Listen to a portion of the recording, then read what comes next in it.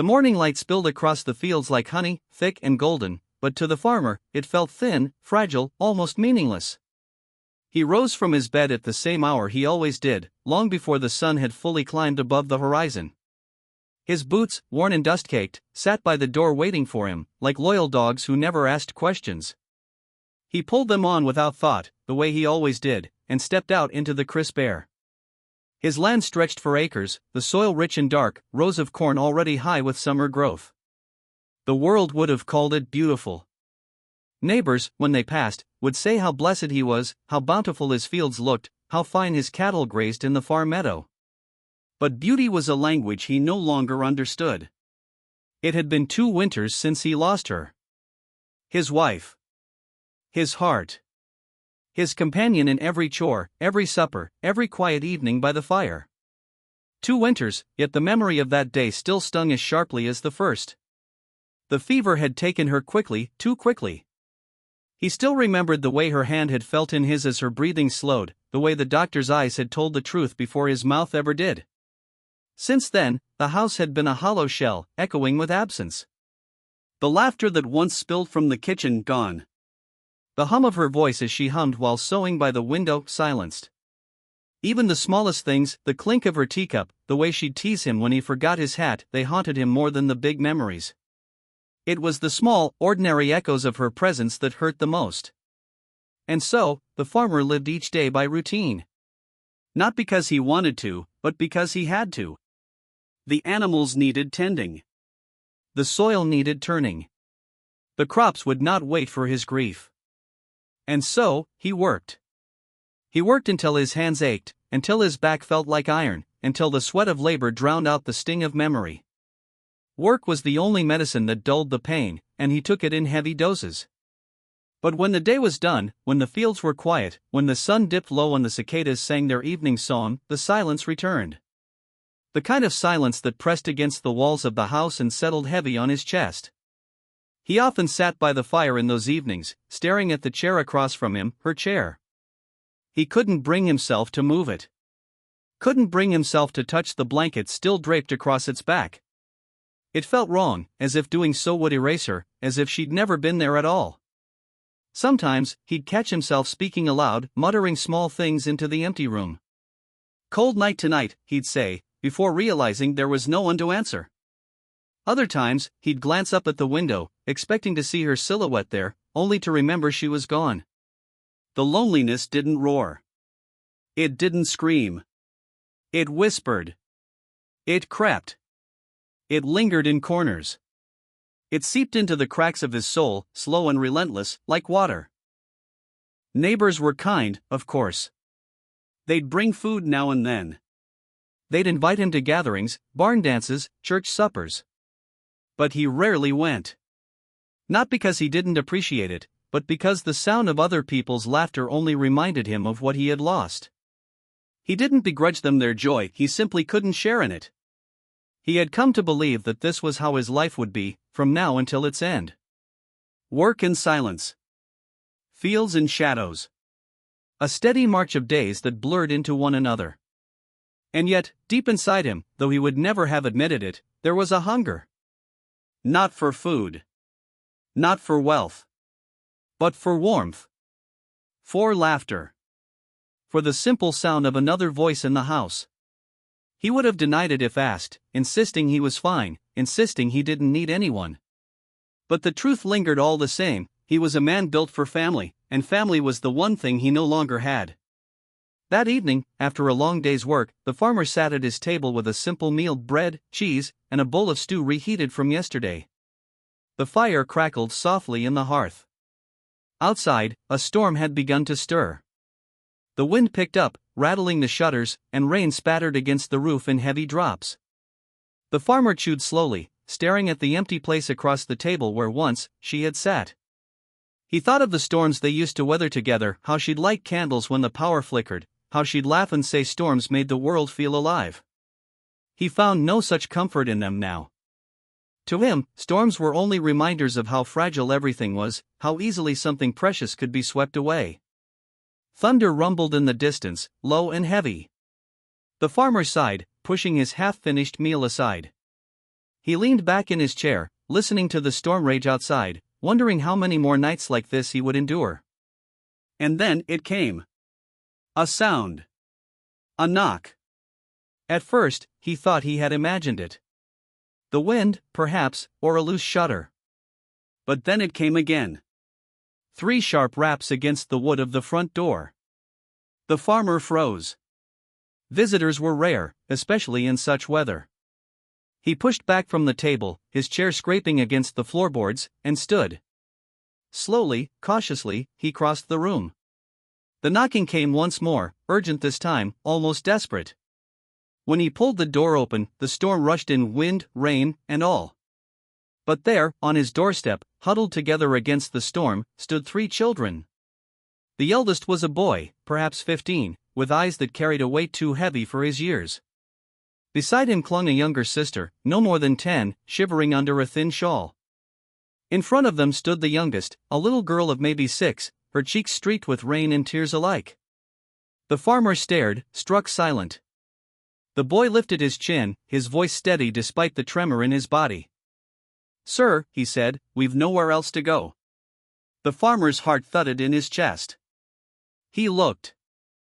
The storm hammered the farmhouse, rattling the shutters and drumming on the roof. Lightning split the sky, illuminating the faces on the porch for a brief, startling instant. 3 children, soaked to the bone, shivering, their eyes wide and uncertain. The farmer's hand gripped the edge of the doorframe, his knuckles white. He had not seen children this close in years. Not since his own dreams of family had been buried with her. The boy spoke again, his voice rough, but steady. "Sir, please. We've nowhere else to go." The farmer's breath caught in his throat. He looked from the boy, tall and wiry, to the girl clutching at his sleeve, to the little one pressed against his side. Their clothes clung wet to their skin. Their lips trembled from the cold. But it was their eyes that held him, wide, pleading, filled with a kind of fear he knew too well. For a long moment, the farmer did not move. His mind was a battlefield. One side whispered to him that he had no room, no place for strangers, no strength left to carry more grief should it come. But the other voice, deeper, stronger, told him that he could not close the door. Not on children. Not like this. At last, he stepped aside, his voice gruff but not unkind. "Come in." The boy ushered his sisters inside, his hand guiding them with a protectiveness that startled the farmer. He shut the door against the storm, and for a moment, the house was filled with the sound of dripping water as the children stood in the entryway, shivering, uncertain. The farmer cleared his throat. "Sit by the fire. Warm yourselves." The boy nodded, helping his sisters toward the hearth. The little one stumbled, her legs weak from the cold, and the farmer moved before he realized it, catching her by the arm, steadying her. Her small hand clung to his sleeve for the briefest second before she pulled away, shy and trembling. He fetched blankets, the ones his wife had once folded neatly in the cupboard. His hands lingered on the fabric, remembering the way she used to drape them over his shoulders on cold nights. He had not touched them in months. Now, he wrapped them around these children, strangers, yet not. Somehow, it felt right. The firelight cast a warm glow over their faces. Slowly, color returned to their cheeks. The little one leaned against her sister, her eyelids drooping with exhaustion. The farmer finally asked the question that weighed on him. "Where are your parents?" The boy's jaw tightened. His eyes dropped to the fire. For a long time, he did not answer.